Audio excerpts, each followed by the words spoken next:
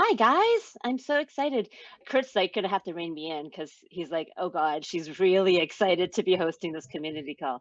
So hello everyone, I am the General Counsel of Rally. I'm super excited to be hosting this community call. And I guess quick background on me real quick. So I started practicing law in New York on Wall Street, doing securities law, M&A, capital formation, stuff like that.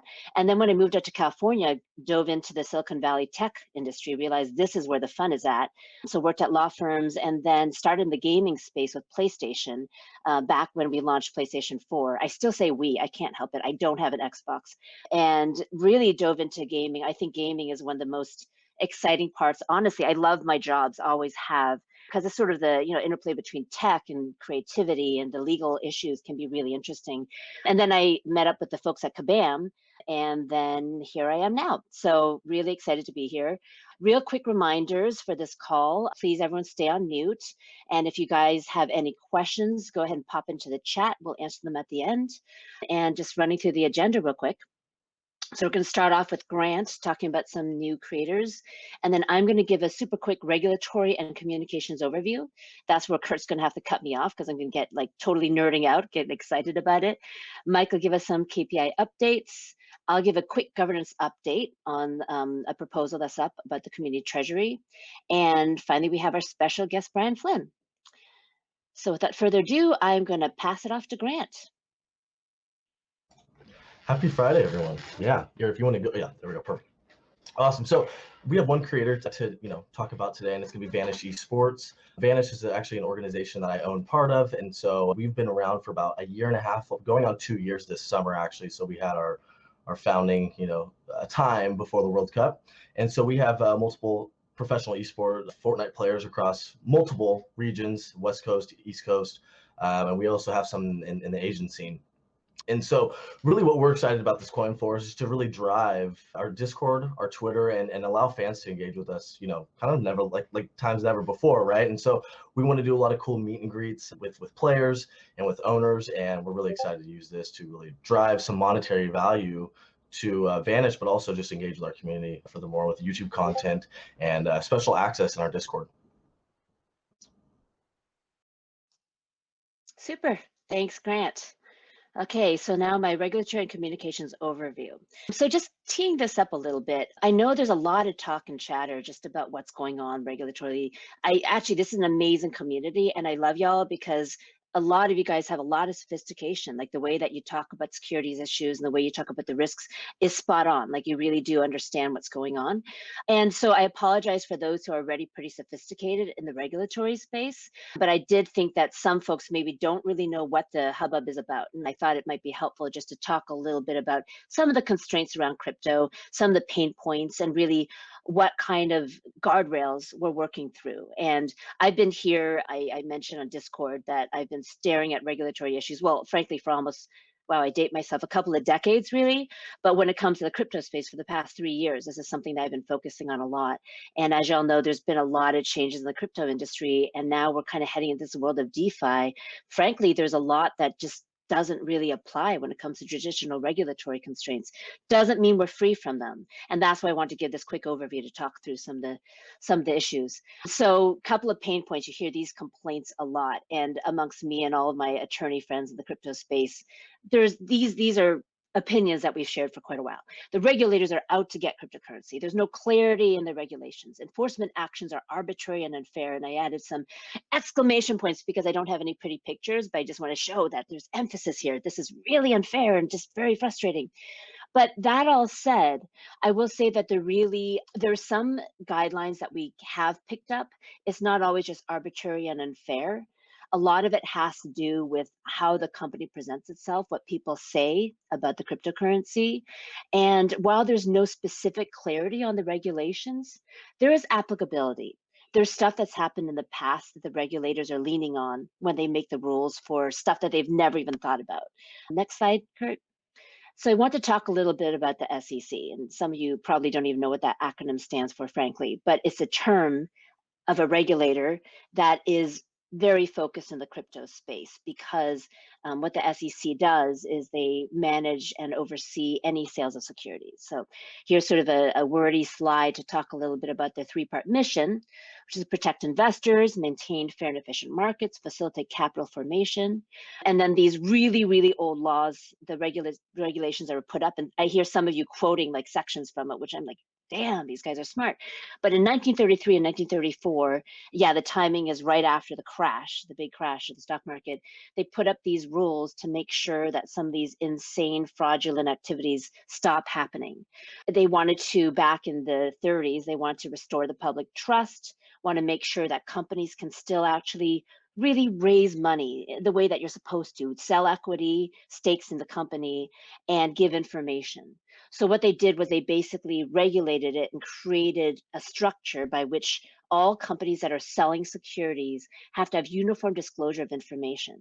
So if you look on any public company, you'll find that they have to do quarterly reporting, regular reporting anytime something material happens. And at the end of the year, you'll see this giant 10K, which has, all the information that you're supposed to be able to know, including risk factors, how much the CEO is getting paid, all of these things, so that you know that the company is running itself in a way that's, at least a little bit responsible, but at the very least, a little bit more transparent than what happened before the SEC came into place.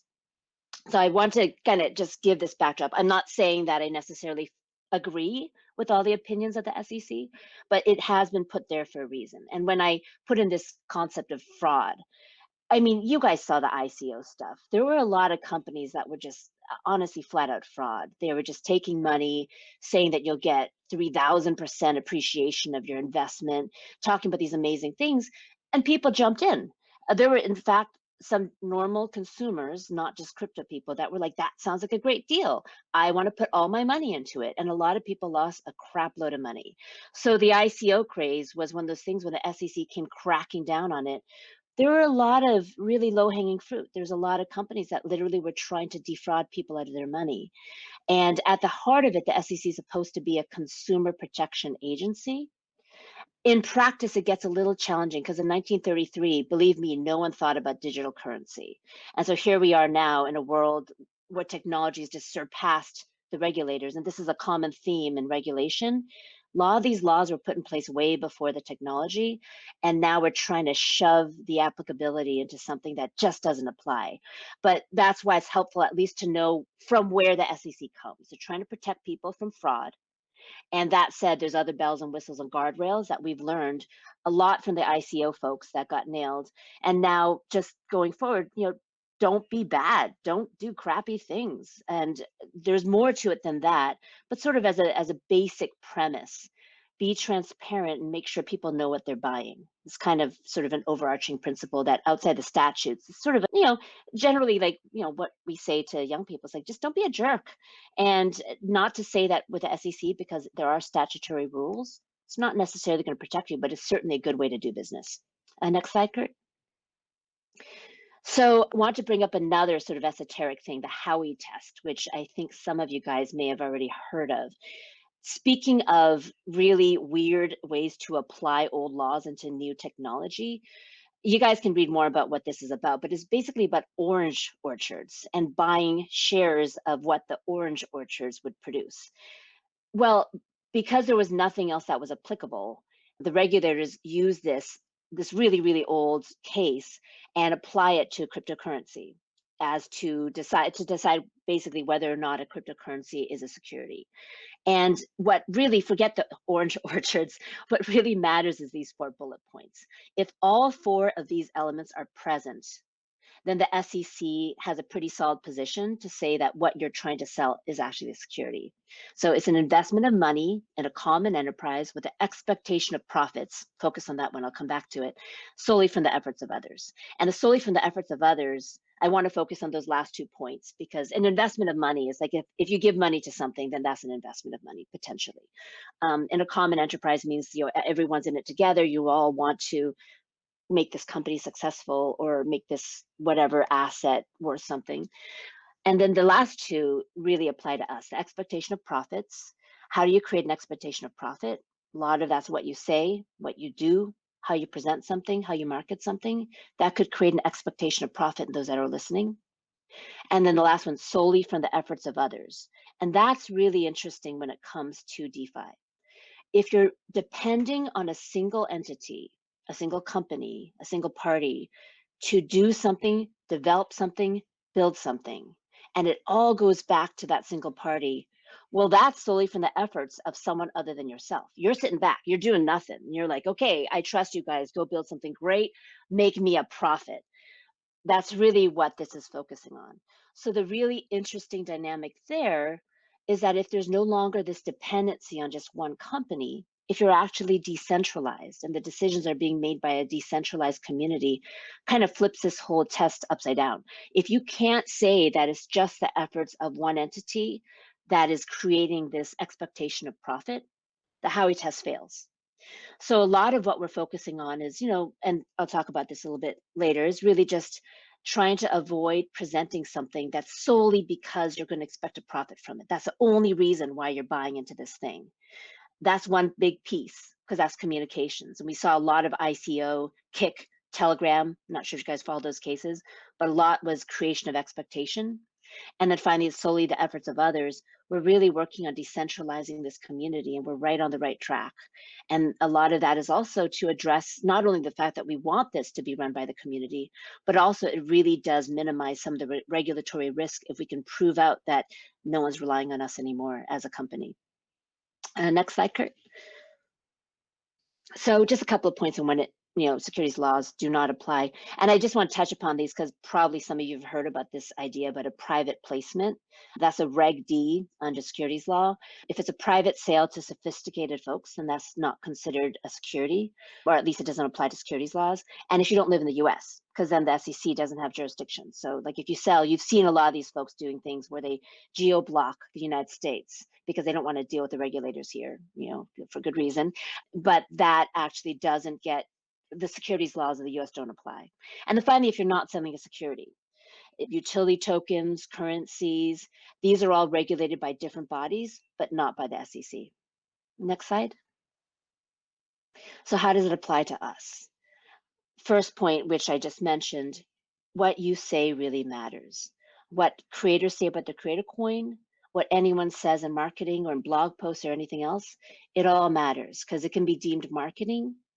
And when you say something like, hey, this coin's going to appreciate in value, that's why you should buy it. It's an amazing investment. You'll make $1,000 or 1,000% off of what you're putting in.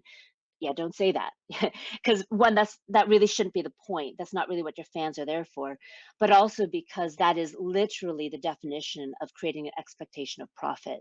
So this all really matters. This is all really important. And one of the reasons why I'm here talking to y'all is that I want to explain sort of the reason why this matters, but also explain why this is actually a really significant point. We're all in a world where the SEC right now, honestly, they're kind of looking back and they're like, DeFi, how do we get into DeFi? Like, how do we regulate if there's some abuse going on? And what they'll do is they'll probably go for the lowest hanging fruit. Kick was a funny case because the CEO was on the record giving presentations and talking and saying things like, this is a great investment. You should buy it and you'll make a profit. So yeah, let's not do that. And as a creator, you guys are responsible for your creator coin. Your economies are dependent upon how people view the creator coin. So anyway, so this does apply to us, and what you say really does matter. Next slide. So a couple of points about what not to say. Don't talk about it like it's an investment. Don't focus on it appreciating in value. In context, when you talk about building out your economy, talk about all these great uses, talk about all these applications for Creator Coin, in context, and if part of that is like we're growing the economy, we're growing uses of Creator Coin, that's pretty golden. That's actually exactly the point. But focusing on just the creator coin being the one asset that appreciates in value, just sit back and this coin's just going to appreciate in value, it's not the tone that we want to strike. And obviously don't reference creator coin as a comparison to stock. Some people have, in the social token world, have been talking about things like, oh, you're buying a share of me, and then you can sit back, and if I get successful, then your stock will raise in value. Not quite the right way to characterize creator coin. I think the point is really that creator coin is this interactive token, this interactive currency. There's a lot that can be done with it within the Rally network, and more, the best is yet to come. So it's not just sit back passively. We want our fans, we want the folks in the network to be interacting with the Creator Coin. That's the good stuff. And that's why Rally is so much more powerful than a lot of these other tokens out in the world that are just like buy it and sit back and hope you make money off of it. There's a lot more, and the creators are behind that building of this amazing, immense value of this network. And next slide. So what do I say? Yeah, focus on the benefits, access rights, uses. To everyone who purchases, holds, tips with the Creator Coin, talk about what benefits they can get because they're interacting with the economy. And then keep working with us. Keep working with Rally and fellow creators, come up with more usage. If you guys haven't seen Mahesh's awesome presentation from last week, it's actually on Medium. You'll find the blog. I think it's on there. The YouTube presentation is recorded. Like this one's being recorded, God help me. But you guys can take a look at that because I think Mahesh is really talking about the 90-day goals, about what more usage is going to come through. And a lot of this is really what you guys come up with. So if creators come up with great uses, talk to Rally, talk to us about it, and we'll see what we can do to start building out Rally.io and just adding more amazing things that you can do with your Creator Coin. Next slide. And that's it for that piece. Again, if you have questions, please post them in the chat, and we'll see if we have time to address it later. And Mike, you're up on KPI update. Sure. Sure. So it's been a fun day in the crypto markets for these past few days, as I'm sure all of you are aware. We are ending the week here at about 4.3 million total Rally locked up in Creator Coins on the sidechain. Liquidity across all of our Uniswap and Balancer pools is up as well. I'd say primarily that's mostly due to the fact that Ethereum has had a good run over these past few days. And total community treasury balance is also up slightly at around $268,000. So everything is up. That's good. Like I said, liquidity is probably mostly due to the Ethereum bullish run over the past few days here. Live creators is unchanged, although I think we do have, hoping one creator that goes live today, and then Rally user accounts is up slightly as well. But otherwise, everything is trending up. Nothing super notable to note outside of that. Sweet. Thanks, Mike. Okay, I'm back. Governance update. Next slide, Kurt. So wanted to talk a little bit about this pretty cool discussion that's happening right now on Discourse. And you can find me also on Discord. I'm just Ira, pretty straightforward. But our Discourse topic is community treasury fundraise to support full decentralization. So if you guys have a chance to go on Discourse and take a look at the full discussion, I wrote a pretty long piece on it, but I think it's worthwhile to have the additional color on it. But here I'll just touch upon a couple of points and the reason why we're doing it and some of the backdrop, especially based on what I just said about the regulatory constraints and the type of atmosphere that we're looking into when we do something like a community treasury fundraise. So we have, as you guys know, a real mission that Rally will be fully decentralized at some point.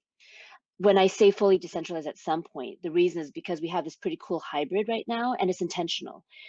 When the SEC says things like, decentralize, get out of the way, and then we won't come after you, we don't believe that's the best position. Like when you have these platforms where they're like, okay, we're off. Literally, there's something called the Bahamas test that the SEC uses. They're like, if all the founders and all the developers headed off to the Bahamas and the thing keeps running, well, then you're golden. You did good. And we're like, well, that's stupid, because what happens if the platform doesn't have everything it needs yet? So Rally, the token ROI, is off in Ethereum, and that's completely decentralized. You guys are involved in governance on Snapshot, and this is stuff that the company no longer has ability to stop. Frankly, the community governs everything to do with the Rally Ethereum mainnet. When it comes to Rally.io, we're still really working hard to make sure that all you creators have what you need to be successful. So the decentralization goal would be that sometime in the far future, we'll have armed the community with everything that they need, with a toolkit that the creators need to become successful, and we don't really need to be involved anymore. So that really is what we want to do. So how to get there? One of the key pieces is, while we have the governance pieces in place, you guys can all chat in Discord, have these longer discussions on Discourse. You can go on Snapshot if you hold Rally and make proposals to change things, suggest new bounties, suggest new developer grants, talk about tools that you'd like built. All these things are fantastic, and we want you guys to keep doing it. But to build these things, I I can't develop something. Like I can't really just go on and create a new piece of code, or I could probably, but you might not want it. What we want is we want to have people that have the skill set to build these things that the community wants. And it shouldn't just be the company, because we're all kind of taking a step back. There's a reason why we're doing that, because we want the community to make the decisions and do the development. So having more funding in the community treasury will enable more developer grants, more bounty grants, more all of these different things. It'll really empower the community to do the things that the community wants. So what we're talking about here is not anything to do with the company. Again, moving away from the Howey test construct, there is no central party that's raising this money. And unlike the ICO context, when all these companies were raising money so they could build the thing that the tokens were supposed to run on, that's an investment. Like that's investing in a future state. This is not what we're doing here. Basically, the company, I'm actually making this discussion on discourse, and then you guys will eventually see the snapshot proposal that'll hopefully address a lot of the stuff that the discourse discussion comes up with. But the idea is that the community will approve this fundraise with a sale of tokens that the community governs over. And then all the proceeds that come from the tokens will go straight to the community treasury. Never touches a company. It's not operated or managed by the company, and none of the proceeds touch the company. So as a result, you don't have anything close to a traditional fundraise. And I'll be honest, the point of this has nothing to do with the company. We don't want any of this money. We want the community treasury to become bigger and more successful and give you, the community, the ability to decide what to do with these funds. And the reason why we want to do it this way is because jumpstarting the community treasury is going to be a great way to just arm the community with the funds to do what it wants to do. And we got to strike while the iron's hot. Crypto is doing and is amazing. It's crazy right now. It's going gangbusters. And the quicker we move, the better things will be.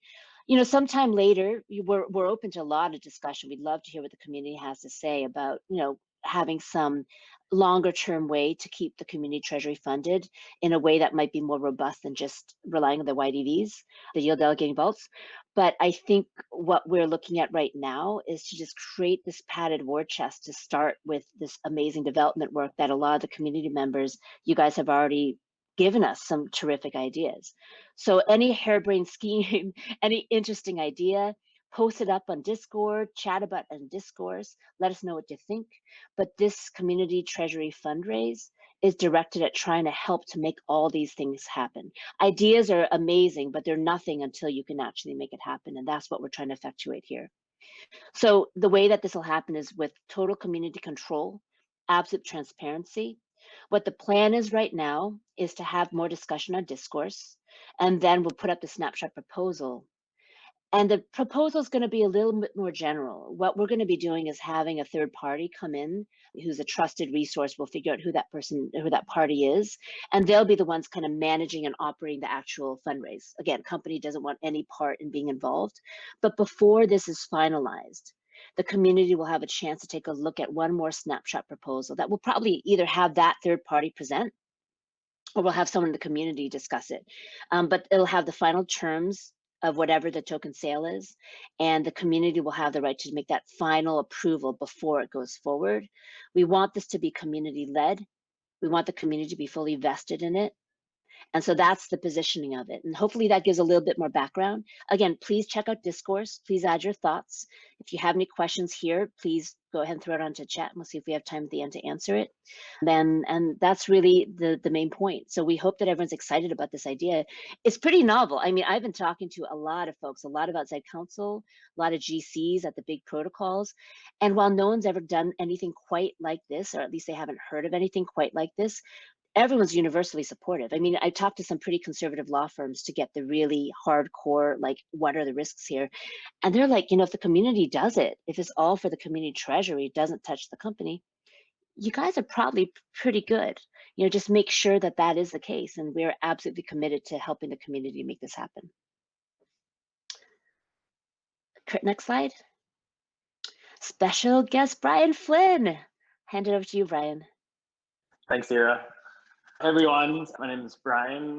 I did some advising work for Rally in the previous months, and really excited to be part of the community So thanks for having me. So to give a quick background on myself, I'm the CEO and co-founder of Rabbit Hole, a platform for users to earn crypto and Ethereum applications like Compound, Uniswap, OpenSea, Matcha, and a couple others. But I've also created Jam, which is a social token on Ethereum that gives users and community members exclusive access to newsletter, Discord, and other Ethereum products using tokenized access. So really been just exploring different use cases for creator coins and social tokens on Ethereum for kind of over the past year or so. And before that, I worked at Dapper Labs, creator of CryptoKitties, for about 18 months as a product manager, doing sorts of things. So really just going to be talking about sort of my experience in social tokens on Ethereum and not related to Rally, and kind of how the two differ and kind of how I see it going forward. So to give you some background on sort of my experience with Jam. So I started Jam probably back in about April or May of this year, and was talking to a World team at the time. And basically the basic premise was, well, what if there was sort of a social token that kind of explored different use cases and plugged into each different of these templates, right? Social tokens at the time were pretty new. It could have kind of been exploding over the past like 6 or 7 months on Ethereum, but there really hasn't been any use cases besides just tokenized access, right? And we kind of see this with the Rally API right now in Discord, right? But so that kind of started blossoming probably in the summer of this year with Collabland bot and a couple of other, big Discord bots on the crypto ecosystem.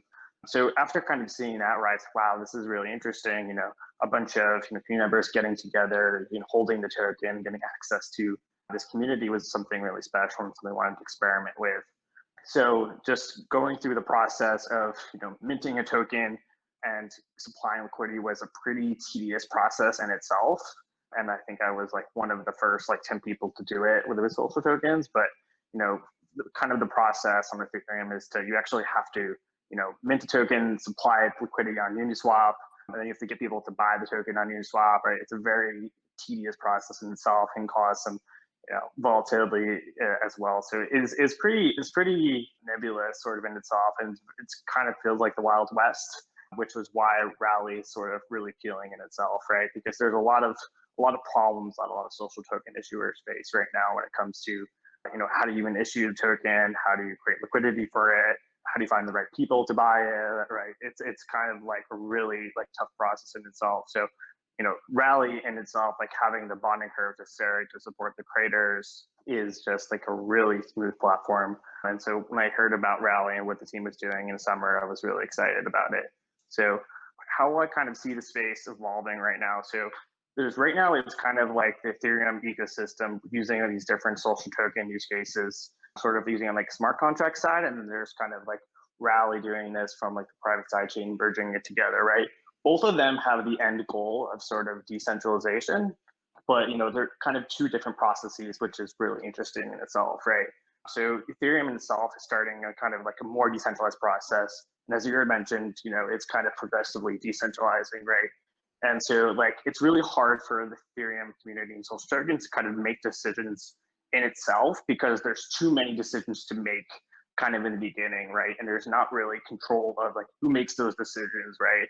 So for example, when Jam was trying to figure out how to get more contributors to the community in itself, we had to create a community treasury, right? Kind of what Rally does today. And then we started saying, okay, well, how do we incentivize these contributors in itself, right? Well, we actually started, finding, who were the most active community members and then giving them salaries and paying them out with the Save Layer contract, which is just a money streaming contract. And then it was okay, well, how do we actually hold them accountable in the community, right? What are they actually providing? What are their key metrics? And these are all discussions kind of that the Rally community has in itself. I see this on Discord and Discourse. But you're kind of seeing this across multiple social communities in itself, right? So it's been interesting kind of seeing those happen in parallel, right? So you're seeing this on the social token on a very micro level, and then just a much wider network level in Rally. But so with the Treasury in itself, Rally has probably one of the strongest communities and treasuries that I've seen from a very early level, and you don't really see this many times in the Ethereum community, where it's not as focused on the treasury kind of commissioning what should be done, but more just the core members. So seeing this from the Jam side in itself, it's like, okay, well, what can we actually do with our treasury instead of assigning bounties and paying salaries, right? Well, one thing is like, well, what if we were to, acquire like other social tokens? What if we were to acquire NFTs? What if we were to, just have like possession into these different utilities with these different things? And that's kind of been like one of our discussions that we've been kind of talking about. So, back to seeing these different parallels happening at the same time, I think is, really interesting from the rally side of things. So I think, one of the struggles that we're going to face from the jam side of things and also from social tokens on Ethereum is just like what are kind of the clarity on these things going forward, and how does this kind of evolve over time? It's not really quite clear. And so like having the safeguards on the rally side, is really particularly interesting because it can be a much safer, much controlled process with creators and their fans kind of moving forward, right? As you start to decentralize in the process of work together, kind of tweaking those controls as it moves forward. So just really interesting to kind of see that evolve over time.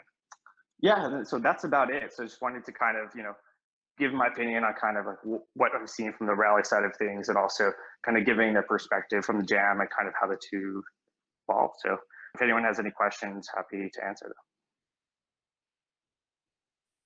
Cool. Any questions, please throw it on the chat.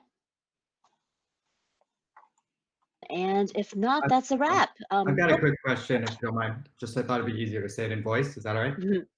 I have a quick question. So what if, say, if we got a creator on board and they did all the wrong things and they drew the ire of the SEC, but the SEC decided to, I guess it's kind of a two-part question. Now, let's say they decided to, go after that creator, but they left the rest of the network, Rally and Creator Coins, intact. Would a precedent like that, in fact, kind of like protect the rest of what we're doing? Or would it be more like, okay, we went after this one, but it doesn't mean we're not going to go after the other ones? Such a great question, Michael. And I will be honest, and I'm actually not just trying to do the lawyer thing and be like, oh, I'm not sure, it just depends. I literally don't know. I would say that one of the reasons why I'm having this presentation, why I'm completely open, you guys can hit me up in Discord anytime and ask questions about what we should or shouldn't do or any risk factors.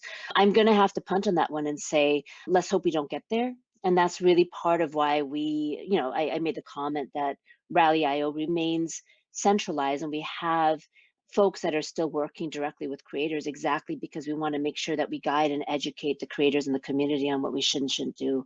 That's kind of better than a lot of these other networks that are just like send everything out into the wild. We want to make sure things are buttoned down, and we never want our creators to get into trouble, whatever that trouble may be. I will also say kind of the good news in all of this is that Rally can become something huge, but as we're developing and as we're working towards decentralization, we're not the ones that are going out like, sushi swap and like freaking out the whole community. We're doing this in a very measured way to make sure that people understand the use factors, what we're doing, what we're building.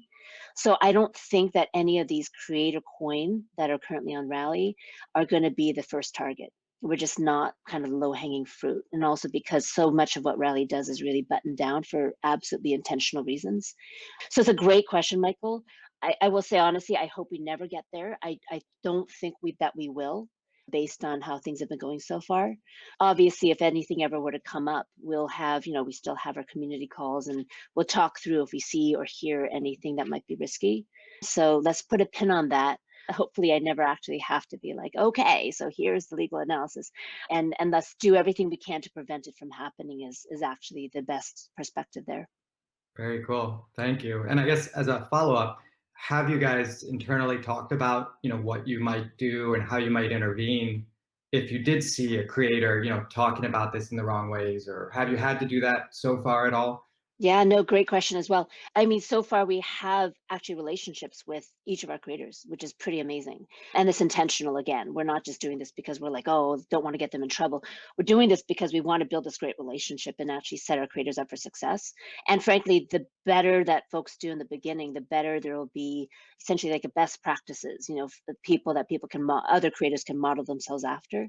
So in terms of that, like, I'll say honestly, like if we see a creator who's starting to go about things maybe not the way that we might recommend, probably reach out to them because we have this existing relationship. It's not like a looking over people and monitoring, making sure they're doing the right thing. It's really, we have an ongoing relationship.